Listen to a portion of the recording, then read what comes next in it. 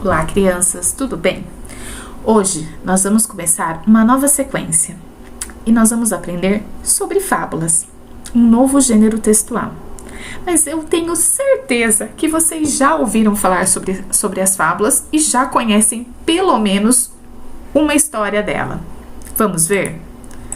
Um dos exemplos mais clássicos de uma fábula é a história da lebre e da tartaruga, que com certeza vocês já ouviram. Agora vamos ver o que é uma fábula. A fábula é um texto curto, geralmente escrito ou contado por alguém. Ela possui um ensinamento, uma lição de vida. Personagem.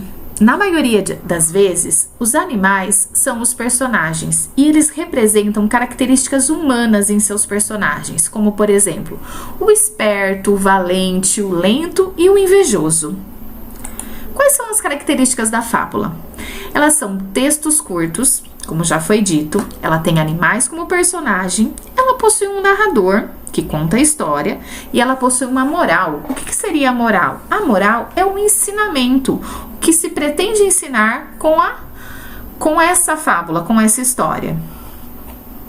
E qual que é o objetivo? Então, o objetivo é passar uma lição de vida, um ensinamento. Nós vamos ver agora um dos principais autores de fábulas. Um deles foi o Esopo. O Esopo foi um escravo que viveu no século 6 a.C. Então, há muito tempo atrás, antes de Cristo nascer, na Grécia Antiga. Ele inventava história em que os animais eram os personagens.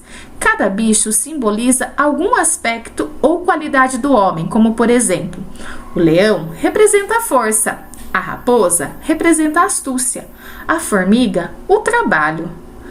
Mas o que quer dizer astúcia, professora? Astúcia quer dizer inteligência, certo? Igual na fábula da lebre e da tartaruga. A tartaruga, ela representava uma pessoa lenta, uma pessoa devagar, mas apesar disso, ela era muito inteligente. E o coelho, ele representava uma pessoa muito rápida, muito veloz, não é mesmo? O La Fontaine também foi um autor muito famoso. Ele nasceu em 1621 e a data da sua morte foi em 1695. Ele foi um dos maiores divulgadores dos textos de Esopo. Ele recriava essas fábulas com o objetivo de educar o homem de sua época. Aqui, a título de conhecimento de vocês, eu tenho a foto do Esopo, tá?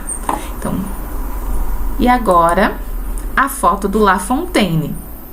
Joia? Porque as fábulas são heranças culturais. As fábulas são um registro vivo das culturas, que são fontes de ensinamentos para povos e nações. São registros de memória que passam de geração em geração. Ou seja, crianças, antigamente, vamos pensar bem lá atrás, nós não tínhamos tanto acesso a livros.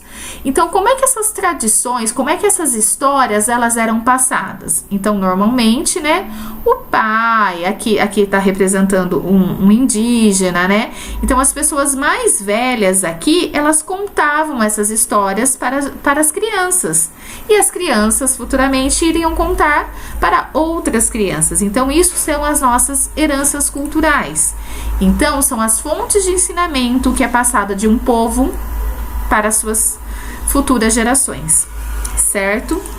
Com base nessa explicação, agora eu peço que vocês leiam as páginas 33 a 35 do livro Aprender Sempre e responda as questões. Qualquer dúvida, só mandar para a professora. Tá joia? Um beijão e até a próxima!